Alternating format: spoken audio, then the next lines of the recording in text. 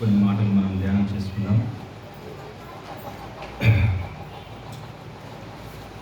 రాజులు రాసిన 2వ గ్రంథము 8వ అధ్యాయము. బైబిల్ ఉన్న వారందరూ తెరిచి చూడండి. ఒక వచనం నేను చదువుతాను, ఒక వచనం మీరు చదవండి. 7వ వచనం నుంచి చదువుకుందాం. 2వ రాజుల గ్రంథం, పేజీ నెంబరు 313. 2వ రాజుల గ్రంథం 8వ అధ్యాయము 7వ వచనం నుంచి. ఎలీషా దమస్కునకు వచ్చెను. ఆ కాలమున సిరియా రాజైన బెన్హదదు రోగి అయి ఉండి, దైవజనుడు అతడు ఇక్కడికి వచ్చి ఉన్నాడని తెలుసుకొని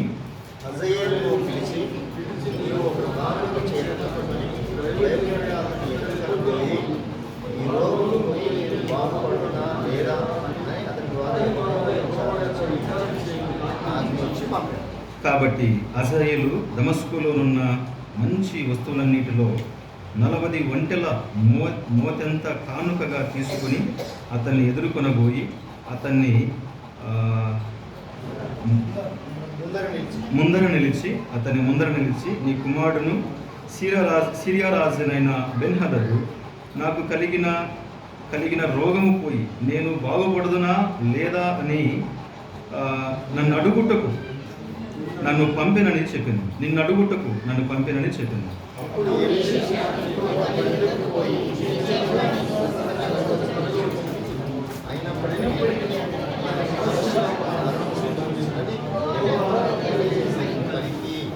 హజాయేలు ముఖము చిన్నబోనంత వరకు ఆ దైవజనుడు అతని తేరు చూచుచు కన్నీళ్లు రాల్చెను.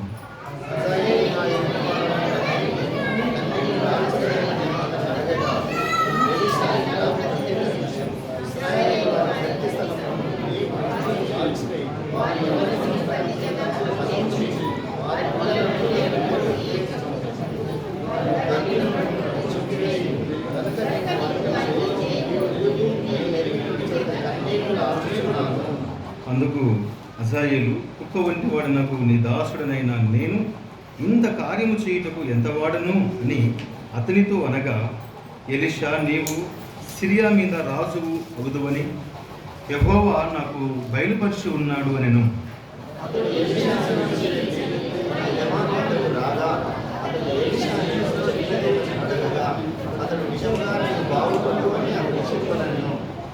అయితే మరునాడు హజాయేలు ముదుగ బట్ట తీసుకుని నీటిలో ముంచి రాజు ముఖం మీద పరసగా అతడు చచ్చెను. అప్పుడు హజాయేలు అతనికి మారుగా రాజు అయింది. దయగల ప్రభువా, నీకు స్తోత్రాలు. చదువుకున్న లేఖన భాగం నీది. నీ ప్రజలకు తండ్రి కావలసిన వాక్యము నిలబడి ఉన్న ఒట్టి పాత్రని నాతో మీరు మాట్లాడమని యేసుక్రీస్తు నామములో ప్రార్థన చేసి అడిగి వేడుకొంచున్నాము తండ్రి. ఆమేన్. ప్రభునందు పిల్లరా, కొంత వాక్యాన్ని చదివించాము. ఎందుకంటే ఇలాంటి సందర్భాలు ఇంటికాడ చదువుతారో లేదో మళ్ళీ, అంటే అందరూ చదువుతూ ఉంటే చెప్పే ప్రసంగం కూడా ఈజీగా అర్థమవుతుంది. ఒక మంచి స్టోరీ ఇందులో రాయబడి ఉంది. దీన్ని మనము ధ్యానం చేసుకొని ముగించుకుందాం. సిరియా దేశానికి రాజు ఉన్నాడు. అతని పేరు బెన్హదదు. అతని రాజ్యంలో మంచి సైనికుడు హజాయేలు. ఆ కాలంలో ఎలీషా ప్రవక్తగా పనిచేస్తున్నాడు, సేవకుడిగా ప్రవక్తగా పనిచేస్తున్నాడు. దమస్కు వచ్చాడన్న వార్త సిరియా రాజు బెన్హదదు విన్నాడు. ఆల్రెడీ బెన్హదదుకు ఒక రోగం ఉంది. తన రోగం బాగు చేసుకోవడానికి చిన్న ప్రయత్నం చేశాడు.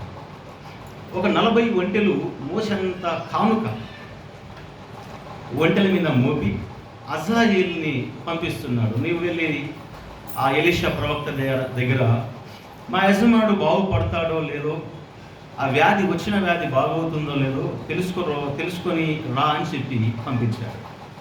హజాయేలు ఎలీషా దగ్గరికి వెళ్ళిపోయాడు. ఎలీషా ముందర హజాయేలు నిలబడ్డాడు. జరిగిన విషయం చెప్పాడు. మా రాజు రోగం వచ్చింది, అతడు బ్రతుకుతాడా చనిపోతాడా అయ్యా చెప్పండి అని అన్నాడు. అప్పుడు ఎలీషా ఏం చెప్పాడంటే, బాగవుతాడు, నీ రాజు బాగవుతాడు, కానీ హఠాత్తుగా చనిపోతాడు. బాగవుతాడు అని చెప్పాడంటే ఆ వచ్చిన కానుక తీసుకొని చెప్పలేదు. కానుకలు తీసుకొని 40 ఒంటెలు మరి మోషంత కానుక ఎలీషాకి ఇచ్చాడు. ఆ కానుకను చూసి ఇతడు దీవెన వచ్చిన చెప్పలేదు, బాగవుతాడు, తర్వాత చనిపోతాడు. ఆ కాలంలో ప్రవక్తులు ఎలీషా గారు, తర్వాత ఎలియా గారు, ఎవరైనా అన్య రాజులు కానుకలు ఇస్తే కానుకలు తీసుకునేవారు కాదు. కానుక కోసం ఆశపడలేదు ఎలీషా. దీనికంటే ముందు మరొక అతను కానుక తెచ్చాడు, చెప్పండి, నయమాన్ కూడా కానుక తెచ్చాడు ఎలీషాకి. తీసుకున్నాడా? తీసుకోలేదు. అంటే కానుకను తీసుకొని వీళ్ళు ఏదో ఆశీర్వాద వచనాలు చెప్తారని అలాంటి తత్వం కాదు. కొంచెం ఫీవర్ ఉంది, నోరు ఆకపోతుంది.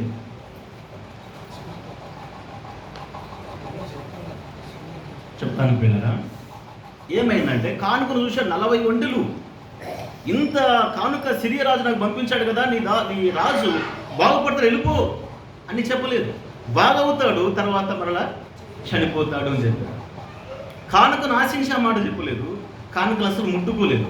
ఈరోజు చాలామంది ఒక 500 కానుక ఇస్తే సేవకులు ఏమంటారు, నిండుగా దీవించు, ఆశీర్వదించు, దించు. కానుకను బట్టి ప్రార్థనలు తిరుగుతాయి. కానుక తక్కువ ఉందనుకో తక్కువ ప్రార్థన చేస్తారు. ఒక అతను చెప్పాడు, 10 రూపాయలు ఇస్తే చిన్న ప్రార్థన చేస్తే ఇంత రప్పున చేసి సార్ అంటే, నువ్వు ఇచ్చిన కానుకకు మరి ఎంత పెద్ద ప్రార్థన వస్తుంది, నీకు ఎంత ఇస్తే అంటే కానుకకి ప్రార్థన చేస్తామంటారంట. ఇక్కడ ఎలీయా చాలా పవర్ఫుల్ స్పీకర్, చాలా మంచి విషయాలు చెప్పాడు. హజాయేలు ముందర నిలబడ్డాడు, హజాయేలు ముఖం చూస్తున్నాడు ఎలీషా. తన రాజు గురించి చెప్పేశాడు, చెప్పి ఏడుస్తున్నాడు. హజాయేలు చూసి ఏడుస్తున్నాడు, కన్నీరు గారుస్తూ ఉన్నాడు హజాయేలు చూసి. అప్పుడు హజాయేలు, అయ్యా నువ్వెందుకు కన్నీరు కారుస్తున్నావు, ఏమి ప్రాబ్లం అంటే, నిన్ను బట్టే నేను కన్నీరు కారుస్తున్నా. ఏమిటయ్యా, నీవు రాబోయే కాలంలో నీ భవిష్యత్తు ఏందో దేవుడు నాకు బయలుపరిచాడు. నువ్వు ఎలాంటి వ్యక్తిగా మారుతున్నావో, నీ ఫ్యూచర్ ఏమైందో దేవుడు నాకు చెప్పాడు. చూసేది నీ ముఖము, కానీ నీ ముఖం చూస్తున్నానని నువ్వు అనుకుంటున్నావు, కానీ నీ భవిష్యత్తును నేను చూస్తున్నా. రాబోయే కాలంలో నువ్వు ఎంత భయంకరంగా మారుతావంటే, ఇప్పుడు చదువును చూడండి, 11వ వచనంలో, హజాయేలు ముఖము చిన్నబోవునంత వరకు ఆ దైవజనుడు అతని తేరు చూచుచూ కన్నీళ్లు రాల్చెను. హజాయేలు, నా ఏలిన వాడవైన నీవు కన్నీళ్లు రాల్చెదవేమని అతను అడగగా, అప్పుడు ఎలీషా ఎందుకు కన్నీరు కార్చారో చెప్తున్నారు చూడండి. ఇశ్రాయేలీల గట్టి స్థలంలో నీవు కాల్చివేయుదువు. ఒకటి, ఇశ్రాయేలీల గట్టి స్థలాలను కాల్చివేస్తాడు. రెండవది, వారి యవనస్తులను కత్తి చేత హతము చేస్తావు. మూడవది, వారి పిల్లలను నేలకు వేసి కొట్టి చంపుతావు. నాలుగవది, వారి గర్భిణీ కడుపులను చింపి వేస్తావు.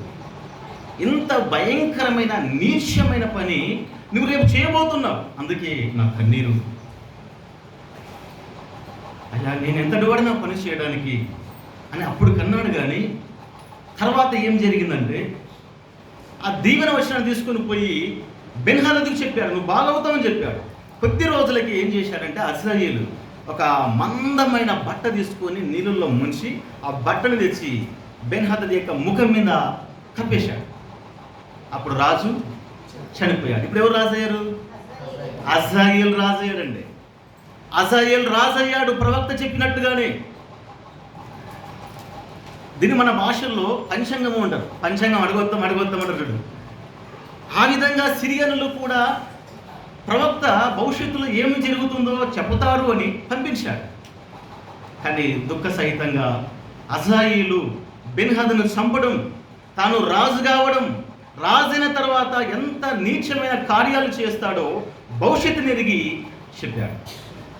ఇది ఎంతో బాధాకరమైనటువంటి విషయం. ఇలాంటి సందర్భమే యేసు ప్రభు కూడా గుర్తు చేశాడు. లూకా సువార్త చూడండి, 19వ అధ్యాయము.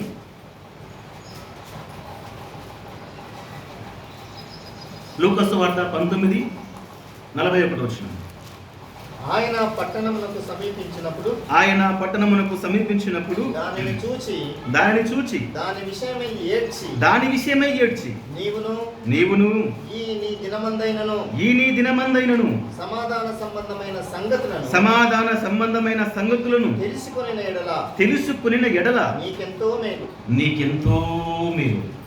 యాజ్ ఇట్ ఈజ్ గా ఎలీషా హజాయేలుకి ఏదైతే భవిష్యత్తు చెప్పాడో, యేసు ప్రభుల వారు కూడా యెరూషలేము గురించి భవిష్యత్తును చెబుతున్నారండి. నీవు ఈ దినమందైనా నీ జీవితాన్ని మార్చుకో. నీవు ఈ రోజైనా యెరూషలేము ప్రజలారా మీరు మీ బతుకులు మార్చుకునండి. కన్నీరు కార్చాడు యేసు ప్రభుల వారు. హజాయేలు విషయంలో కూడా ఎలీషా కన్నీళ్లు కారుస్తున్నాడు. నువ్వు ఎంత క్రూరమైన వ్యక్తిగా మారబోతున్నావు అని చెప్పినప్పుడు వినాలి కదా. దేవుని వాక్యం చెప్పినప్పుడు, ప్రవక్తలు మాట్లాడుతున్నప్పుడు విని జీవితాన్ని మార్చుకుంటే ఎంతో ధనిలో. కానీ ఆ రోజు హజాయేలు వినలేదు. క్రీస్తు శకములో యెరూషలేము ప్రజలు కూడా క్రీస్తు మాట వినలేదు. క్రీస్తు కన్నీరు నిర్లక్ష్యం పెట్టారు ప్రజలు. ఎలీషా యొక్క కన్నీరు నిర్లక్ష్యం పెట్టాడు హజాయేలు. చెప్పినట్టుగానే యేసు ప్రభుల వారు యెరూషలేము గురించి చెప్పినట్టుగానే 1900 క్రీస్తు పూర్వం 70 సంవత్సరం నుంచి 80 సంవత్సరాల మధ్య యెరూషలేము మీదకి నీరో చక్రవర్తి వచ్చాడు. గర్భిణీ స్త్రీలను వారి పొట్టులు చించేశాడు, పిల్లల్ని చంపేశారు. యెరూషలేము వీధుల్లో రక్తము కారులుగా పారుతూ ఉంది. రాయి మీద రాయి ఉండకుండా దేవాలయాలు పడగొట్టేశారు. కారణం ఏమిటంటే ప్రభు యొక్క కన్నీటిని మీరు చూసి జీవితాలు మార్చుకోవాలి. అదేవిధంగా హజాయేలు జీవితం కూడా మారలేదు. రాజైపోయాడు. రాజైపోయి ఏం చేశారంటే 13వ అధ్యాయము 2వ రాజుల 22 చూడండి. 13వ అధ్యాయం 2వ రాజుల గ్రంథం 22వ వచనం. యెహోయాజు దినములన్నీయు సిరియా రాజైన హజాయేలు ఇశ్రాయేలు వారిని బాధ పెట్టెను. చూడండి పిల్లరా, ప్రవక్త ఏ మాట అయితే చెప్పాడు హజాయేలుకి, అదే విధంగా అతని జీవితం కొనసాగుతుంది. ఇశ్రాయేలును బాధ పెట్టాడు. బాధ పెడతాడని తెలుసుకుని ముందుగానే ఎలీషా హజాయేలు కోసం కన్నీరు కార్చాడు. అయ్యా ఎలీషా గారు, మీరు ఎందుకు ఏడుస్తున్నారు అంటే హజాయేలు కోసం. నీ కోసం నా కోసం ప్రభుల వారు ఏడుస్తున్నారా? కన్నీరు కాస్తున్నాడేమో. మన జీవితంలో ఏమి మార్పు పొందవలసి ఉన్నదో పరీక్షించుకోవాలి. హజాయేలు కోసము ఎలీషా కన్నీరు, తర్వాత అతని మార్పు పొందాలని కన్నీరు. మొదటి సమూయేలు గ్రంథము 15వ అధ్యాయం 35వ వచనంలో, సమూయేలు రాసిన మొదటి గ్రంథము 15వ అధ్యాయము 35వ వచనంలో, సౌలు బ్రతికిన దినములన్నిటను సమూయేలు అతని దర్శింప వెళ్ళలేదు గాని సౌలును గురించి దుఃఖాక్రాంతుడాయను. ఒకనాడు హజాయేలు మార్పు కోసం ఎలీషా కన్నీరు కార్చాడు. ఒక సౌలు మార్పు కోసం సమూయేలు కన్నీరు కారుస్తున్నాడు. మార్పు లేని మానవుల కోసం మనం కన్నీరు కారుస్తున్నామా? మార్పు లేని ప్రజల కోసం మనం ఏం చేస్తున్నాం? వారి భవిష్యత్తు ఏమైందో నీకు నాకు తెలుసు. నమ్మకపోతే శిక్ష, వారి భవిష్యత్తు అగ్ని ఆరదు, పురుగు చావు. ఇది తెలుసు కదా మనకి, నమ్మని వారి గురించి. ఇది తెలిసి మనం ఏం చేస్తాం? నశించిపోతున్న ఆత్మల కోసం ఒక సమీరులాగా, ఒక ఎలీషాలాగా ప్రభువు కూడా కన్నీరు కార్చాడు. వారి మార్పు కోసం కన్నీరు కారుస్తున్నామా మనము? కీర్తనలు చూడండి. కీర్తనలు 119వ కీర్తన 136వ వచనం. ఈ మాట కూడా చూడండి.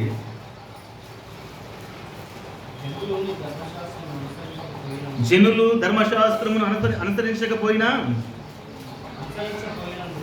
పోయినందున నా కన్నీరు వేరులై పారుతున్నది. దావీదు కన్నీరు కారుస్తున్నాడు. ఎవరి కోసం? లేఖనాన్ని అనుసరించిన వారి కోసం. బైబిల్ యొక్క వాక్యములు విని వారు గ్రహింపక ధర్మశాస్త్రాన్ని నిర్లక్ష్యం చేశారు. ఆ రోజు వారి కోసం దావీదు కన్నీరు కారుస్తున్నారు. నిజంగా మనం ఎవరి కోసం కన్నీరు కారుస్తున్నాం? ఒక ఎలీషా, ఒక సమూయేలు, ఒక దావీదు, వారి కన్నీటికి కారణం ఉంది. మన కన్నీటికి కారణం ఉందా? ఎవరి కోసం కన్నీరు కారుస్తున్నాం? ఇర్మీయా గ్రంథం 13వ అధ్యాయం 17వ వచనం. ఇర్మీయా గ్రంథం 13వ అధ్యాయం 17వ వచనం.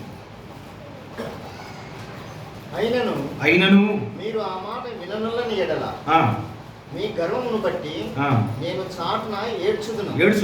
యెహోవా మంద చెరపట్టబడి నందున నా నేత్రము బహుగా వలపోయిచు కన్నీరు విడుచుచు. ఎంత గొప్ప మాటలు ప్రియులారా! ఇర్మీయా యొక్క కన్నీళ్లు ఎవరి కోసం? ఇర్మీయా యొక్క కన్నీళ్లు ఎవరి కోసం అంటే, యెహోవా మంద చెరపట్టబడిపోయింది. దేవుని నమ్ముకొని దేవుని జనాంగంగా పిలువబడి లోకములో కలిసిపోయారు. అయ్యా, నా కన్నీరు ఏరులై పారుతున్నది, నా కన్నీరు బహుగా ఒలపోయిచు ఏడుస్తున్నాను. వీరి భక్తి జీవితం చూడండి ఎట్లా కనపడుతుంది. ఇర్మీయా మార్పు లేని వారి కోసము కన్నీరు కారుస్తున్నాడు. ఒక ఎలీషా వలె. ఫిలిప్పీ పత్రిక 3వ అధ్యాయం 18వ వచనం చూడండి. ఫిలిప్పీలకు రాసిన పత్రిక 3వ అధ్యాయం 18వ వచనం. అనేకులు క్రీస్తు శిలువకు శత్రులుగా నడుచుకొనుచున్నారు. వీరిని గూర్చి మీతో అనేక పర్యాయములు చెప్పి ఇప్పుడును ఏడ్చుచూ చెప్పుచున్నాను. శిలువకు శత్రువులుగా నడిచే వారి కోసం పౌలు యొక్క కన్నీరు. ఇలాగూ ఎంతో మంది భక్తులు వారి కన్నీరు కార్చినట్టుగా దైవ గ్రంథంలో రాయబడి ఉంది. కారణము, మార్పు లేని వారి కోసం శిలువకు శత్రువులుగా నడుస్తున్నారు, ప్రభువుకి విరోధంగా నడుస్తున్నారు. పౌలు యొక్క కన్నీరు, ఎలీషా యొక్క కన్నీరు, ఇర్మీయా యొక్క కన్నీరు, దావీదు యొక్క కన్నీరు మార్పు లేని వారి కోసమే కదా. వారు భవిష్యత్తును ఎరిగి మీరు కన్నీరు కార్చారు కదా. మన జీవితంలో ఈ అనుభవం ఉండటం ఎంతో మంచిది. ఈ అనుభవం ఉండాలి మనలో. నశించిపోతున్న ఆత్మల కోసం కన్నీరు కార్చి ప్రభు చెంతకు నడిపించాలి. చదువుకున్న భాగంలో ఎలీషా అజాయేలు కోసం కన్నీరు కారుస్తున్నాడు. అప్పుడు అజాయేలు అంటున్నాడు, అయ్యా నువ్వెందుకు కన్నీరు కారుస్తున్నావు అంటే, అప్పుడు చెప్తాడు ఎలీషా గారు. చదవండి ఇప్పుడు ఆ మాటలు. 13వ వచనం 12వ వచనం. 2వ రాజుల గ్రంథం 8వ అధ్యాయము 12వ వచనంలో అజాయేలు నా ఏలిన వాడవైన నీవు కన్నీళ్లు రాల్చెదవేమని అతను అడగగా ఎలీషా ఇలాగు ప్రత్యుత్తరం ఇచ్చెను, ఇశ్రాయేలీల వారి గట్టి స్థలములను నీవు కాల్చివేదు. చాలా ఇదొక ఫైట్ మాట్లాడదాం. ఏం చేయబోతున్నాడు అజాయేలు అంటే, ఇశ్రాయేలీల యొక్క గట్టి స్థలాలు ఏం చేస్తున్నాడు ఇతడు? కాల్చివేస్తున్నాడు. ఎంత భయంకరమైనటువంటి వ్యక్తి ఇతడు. ఇశ్రాయేలు ఎవరైతే గట్టిగా నిలబడ్డారో ప్రభు కోసం, ఎవరైతే ధర్మశాస్త్రం కోసం నిలబడ్డారో, ఎవరైతే ఆజ్ఞలు తప్పిపోకుండా నిలబడ్డారో, ఆ గట్టి వారిని నాశనం చేయడానికి పొంచి ఉన్నాడు అజాయేలు. ఇశ్రాయేలు యొక్క గట్టి స్థలంలో నువ్వు కాల్చివేస్తున్నావు అజాయేలు. నీకోసం నా కన్నీరు, నీకోసం నా కన్నీరు. ఈ గట్టివారు ఎలాంటి గట్టివారు అంటే చూడండి, 1వ దినవృత్తాంతముల గ్రంథం 9వ అధ్యాయము 13వ వచనం. దినవృత్తాంతములు రాసిన మొదటి గ్రంథం 9వ అధ్యాయం 13వ వచనం. మరియు తమ పితరుల ఇళ్లకు పెద్దలైన 1766 మంది కుటుంబీకులు దేవుని మందిర సేవా సంబంధమైన కార్యముల యందు గట్టివారు. దేవుని మందిరము కోసం పాటుపడేవారు గట్టివారు. ఆ రోజుల్లో ఇజ్రాయేల్ సర్వ సమాజంలో ఎంతమంది గట్టివారుగా ఉన్నారు? దేవుని మందిరములో పని చేయడానికి ఎంతమంది కంకణం కట్టుకొని నిలబడ్డారు? వారి సంఖ్య చెప్తున్నాడు.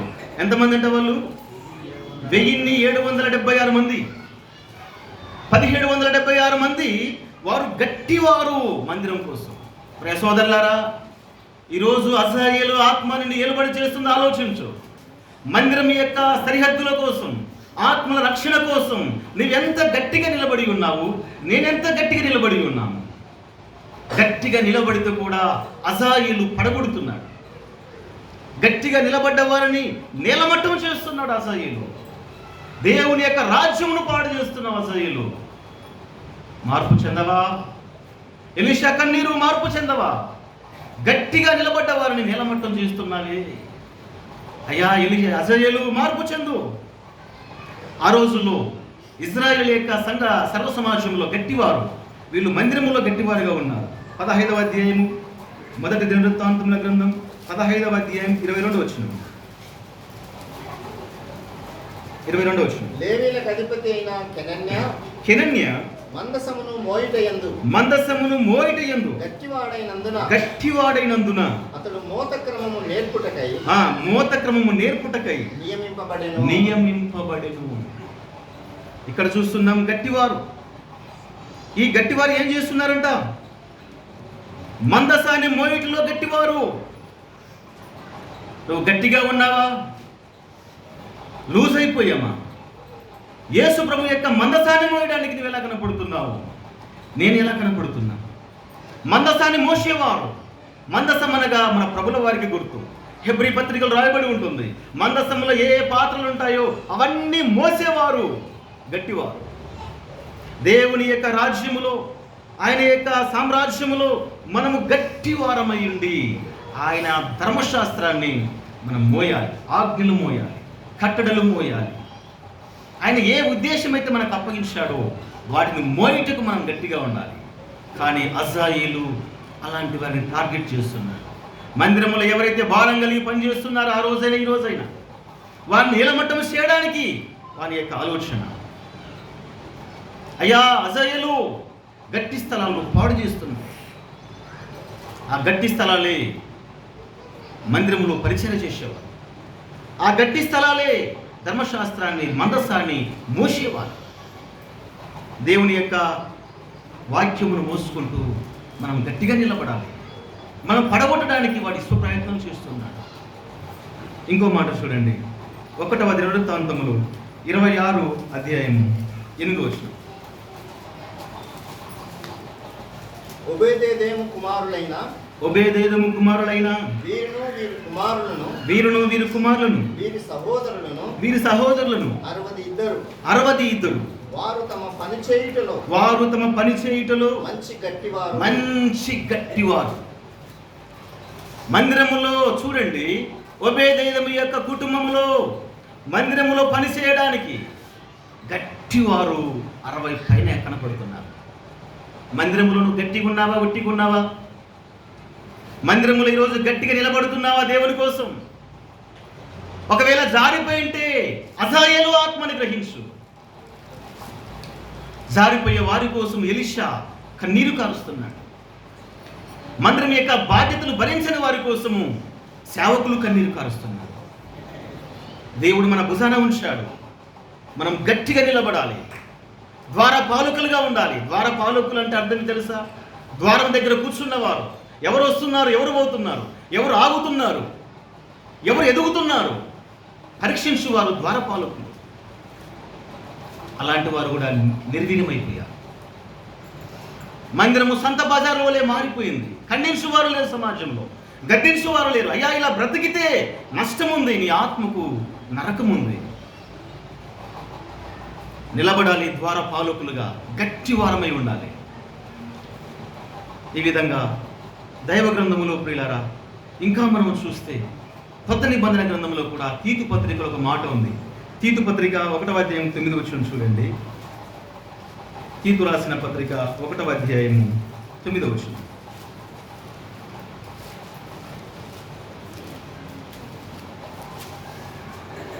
ఇక్కడ తాను హితబోధ విషయమై జనులను హెచ్చరించుటకును ఎదురాడు వారి మాట ఖండించుటకును శక్తి గలవాడగునట్లు ఉపదేశమును అనుసరించి నమ్మదగిన బోధను గట్టిగా చేపట్టుకోవాలి ఉండాలి. చూడండి, హితబోధ, స్వచ్ఛమైన బోధ కోసము నువ్వు స్ట్రాంగ్గా నిలబడాలి. అన్ని బోధల కోసం కాదు, క్రమం లేని బోధల కోసం కాదు. ఒక స్వచ్ఛమైన బోధ కోసం నేను నిలబడితే, నువ్వు అక్కడ నిలబడ్డావంటే హెచ్చరించాలి, గద్దించాలి, ఒప్పించాలి, గట్టివారమై ఉండాలి, జారిపోయేవారుగా ఉండవద్దు. అజాయేలు అలాగే చేశాడు. ఇశ్రాయేలు సర్వ సమాజంలో రాజైపోయాడు, ఇశ్రాయేలును బాధ పెట్టాడు, గట్టివారిని భూమి మీద ఉండకుండా చేస్తున్నాడు, దేవుని సంఘాన్ని పాడు చేస్తున్నాడు. సోదరులారా, అపవాది కూడా ఈరోజు సంఘాలలో సమస్యలు, సంఘాల్లో గట్టివారిని నిర్వీర్యం చేయడం ప్రతి సంఘములో జరుగుతూ ఉన్నాయి. దుర్దినాల్లో ఉంటున్నాం, అపాయకరమైన దినాల్లో ఉంటున్నాం. మనం నమ్మిన సత్యము కోసము మనం నిలవాలి, గట్టిగా నిలవాలి. రెండవ భాగం ఏం చెప్పాడు చూడండి, ఎందుకోసం ఏడుస్తున్నాడు ఈ ఎలీషా.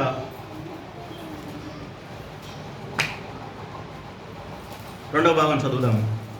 2 రాజులు 8:12 ఇశ్రాయేలు వారి గట్టి స్థలములను కాల్చివేయుదువు, వారి యవనస్తులను కత్తి చేత హతము చేయుదువు. రెండవ పాయింట్, ఒకటి గట్టి వారిని నిర్వీర్యం చేస్తున్నాడు అసహ్యులు. రెండవదిగా చెబుతున్నాడు, వారి యవనస్తులను లేకుండా చేస్తున్నాడు. ఇదెంత భయంకరమైన మాట. సోదరులారా, మన అందరి కుటుంబాల్లో యవనస్తులను దేవుడు ఇచ్చాడు. మనకంటూ యవనస్తులు ఉన్నారు, మన కుటుంబాల్లో మన బంధువులు ఉన్నారు. యవనస్తులు ఏమైపోయారు ఈరోజు? యవనస్తులు లేకుండా చేస్తున్నాడు అసహ్యులు. దేవుడు అంటాడు, నా కాడి మోయిట. అది మీకా గ్రంథము, నహూము గ్రంథంలో విలాప వాక్యములు 3:27 యవన కాలములో దేవుని కాడి మోయిట నరునికి. సోదరులారా, యవనస్తులు మన మధ్యలో ఉన్నారు, కాడి మోయిట లేదు. వాళ్ళు కాడి దింపేశారంటే అజాయేలు యొక్క దురాత్మ పాలిస్తుంది. యవనస్తులు సంఘాలు లేకుండా చేస్తుంది, యవనస్తులను కనపడకుండా కనుమరుగు చేస్తుంది, యవనస్తులను ప్రేరేపిస్తుంది ఆత్మ. తిను, తాగు, సంతోషించు, ఎందుకు ఇప్పుడే నీకు దేవుని మందిరం, ఎందుకుంటావురా అంత పద్యం, అనుభవించేది చాలా ఉంది అని యవనస్తులను ప్రోత్సహిస్తున్నాడు, చెడు వ్యసనాలకు బానిస చేస్తున్నాడు. ఆ రోజు ఇశ్రాయేలు సర్వ సమాజంలో యవనస్తులు లేకుండా చేశాడు అసహ్యులు. ఈ రోజు కూడా సంఘాల్లో, సమాజాల్లో యవనస్తులు కనుమరుగైపోతున్నారు. సోదరి, మన బిడ్డలు యవన కాలంలో ప్రవేశించారా? వారి మీద కొంత కనిపెట్టి చూడాలి. ప్రభు యొక్క ఆజ్ఞలు మోపాలి, ప్రభు మార్గం నడిపించాలి, వారిని ప్రభు కోసం వారిని పెంచాలి. దేవుడు యవనస్తుల గురించి ఎన్నో మాటలు మాట్లాడుతూ వచ్చాడు. నిండు యవన కాలంలో సమూయేలు రాసిన మొదటి గ్రంథం 2వ అధ్యాయంలో హోప్ని, ఫీనియాస్ ఏమైపోయి మందిరములో ఉన్నటువంటి చేరాని కార్యం, మందిరంలోకి వచ్చిన స్త్రీలను పాడు చేశారు. కారణము అజాయేలు. యవనస్తులను నీవు కత్తి చేత హతం చేస్తున్నావు. ఈ వచనాలన్నీ కూడా ఈరోజు నెరవేరుతున్నాయి. సోదరులారా, యవనస్తులను కాపాడుకుందాం, ప్రభు యొక్క శిక్షణలో పెంచుదాం, ప్రభు యొక్క బోధనలో పెంచుదాం. ఈ యవనస్తులను లేకుండా చేస్తున్నాడు సంఘాలు. ఇర్మియా గ్రంథము 9వ అధ్యాయము 21 కూడా చూడండి. ఇర్మియా గ్రంథం 9వ అధ్యాయము 21. వీధులలో పసిపిల్లలు లేకుండగను, రాజమార్గములలో యవనులు లేకుండగను, వారిని నాశనము చేయుటకై మరణము మన కిటికీలను ఎక్కుచున్నది. ప్రియ సోదరి సోదరులారా, మరణపు దూత సంచారం చేస్తుంది. మరణం యొక్క దూత ఎవరి మీద టార్గెట్ అంటే యవనస్తులు. మనము మన తరము ముగిస్తే రాబోయే తరాన్ని ఈ స్థానంలో మనం ఉంచాలి. రాబోయే తరాన్ని ఈ స్థానంలో ఉంచాలంటే ఇప్పుడే కంకణం కట్టుకోవాలి. మనం పోయిన తర్వాత వాళ్ళు నడుపుతారంటే మనమే నేర్పించలేదు, వాళ్ళేం నేర్చుకుంటారు? ఇంకా మనం ఉండగానే సంఘం యొక్క బాధ్యతలు, ప్రభు యొక్క పరిచర్య మనం ఎరిగాము కదా. అది మన యవనస్తులకు, మన పిల్లలకు నేర్పించాలి. అపవాదైతే, అజాయేలైతే యవనస్తులు లేకుండా సర్వనాశనం చేయబోతున్నాడు. అది ఎరిగినటువంటి ఎలీషా కన్నీరు కారుస్తున్నాడు.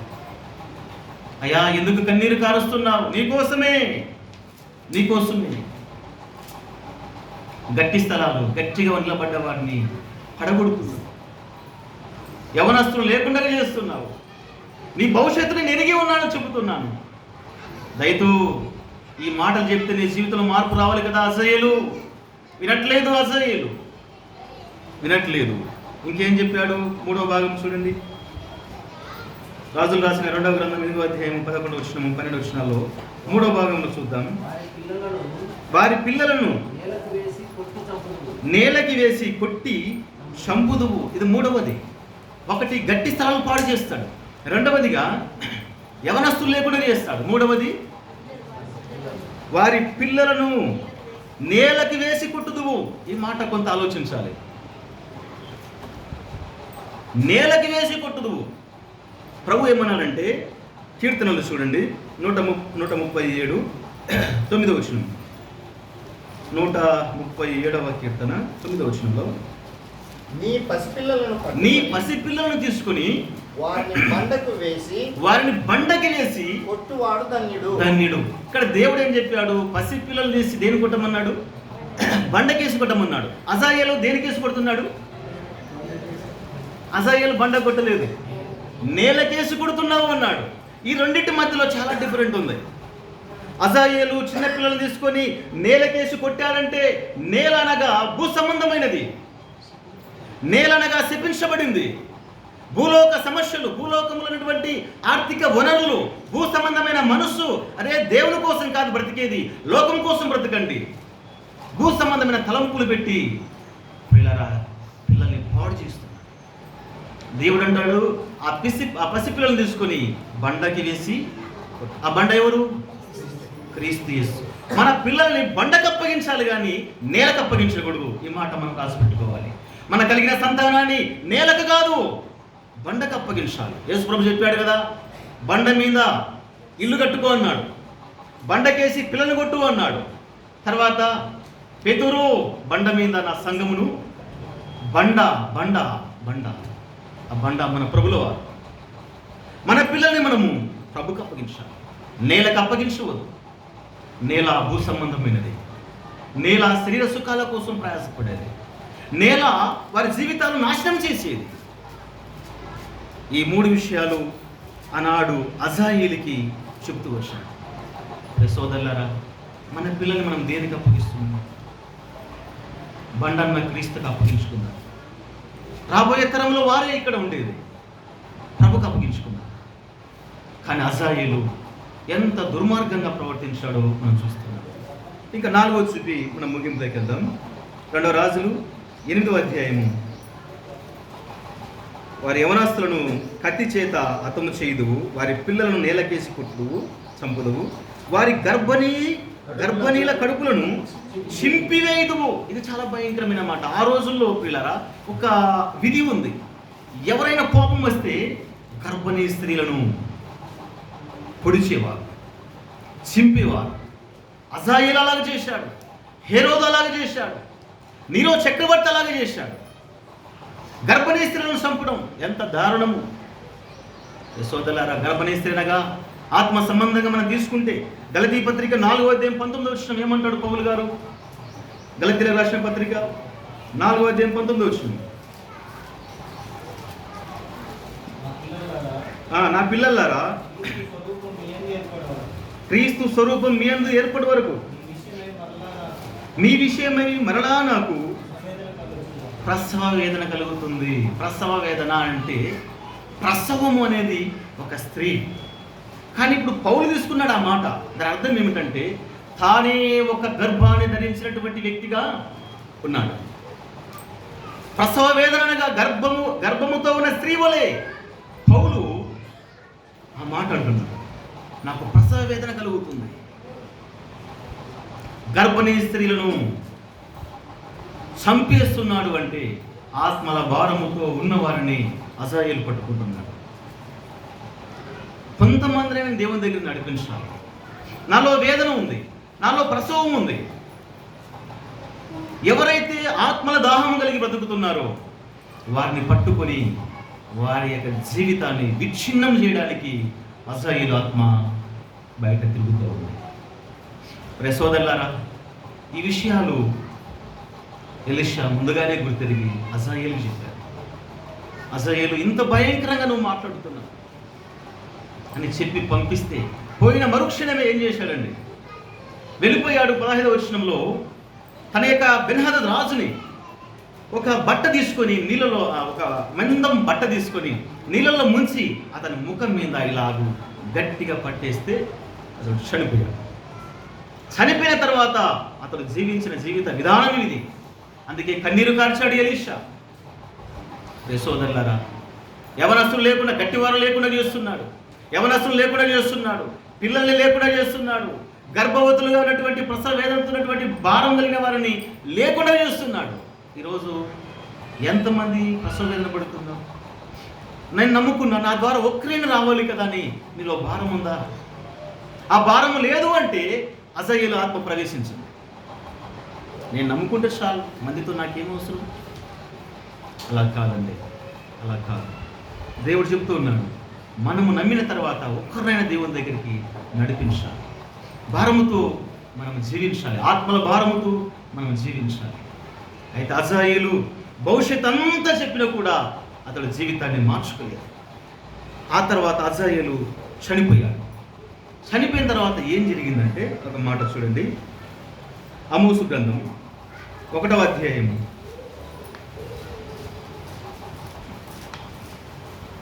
1వ అధ్యాయము 3 నుంచి చదువుదాం.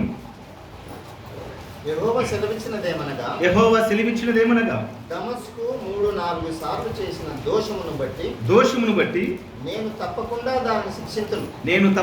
దాన్ని శిక్షింతును. ఏలైనగా దాని జనులు పంట దుల్లగొట్టు ఇనుప పనిముట్లతో గిలాదును నూర్చిరి. ఈ మాట చూడండి, 4వ వచనం చూడండి. నేను హజాయేలు మందిరములో అగ్నివేశదును, అది బెన్హదదు యొక్క నగరులను దహించివేయును. చూడండి ప్రియులారా, దేవుడు ప్రవచనాత్మకంగా అజాయేలు యొక్క జీవిత మార్పు కోరి చెబితే జీవితాన్ని మార్చుకోలేదు. దేవుడే దిగి వచ్చాడు. నేను అజాయేలు యొక్క మందిరములో అగ్ని వేస్తాను, అజాయేలు యొక్క మందిరములో అగ్ని వేస్తున్నాను.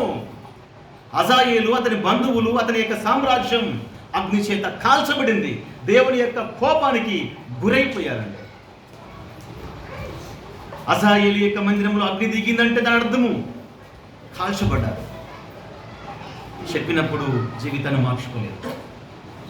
కన్నీరు కాచి చెప్పినప్పుడు అజాయేలు జీవితాన్ని మార్చుకోలేదు. చేయాల్సినంత కీడు చేశాడు. ఒకరోజు రానే వచ్చింది చావు.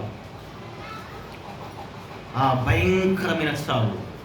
మందిరములో అగ్ని వేస్తే ఆ అగ్ని వారిని కాల్చుతూ ఉన్నది. సోదరి సోదరులారా, ఈ మధ్యాహ్న కాలం ముందు నీ మార్పు కోసమే దేవుడి మాటలు మాట్లాడుతున్నాడు. ఈ కూడికలో ఇంకా నువ్వు యేసుప్రభువుని నమ్మలేదా?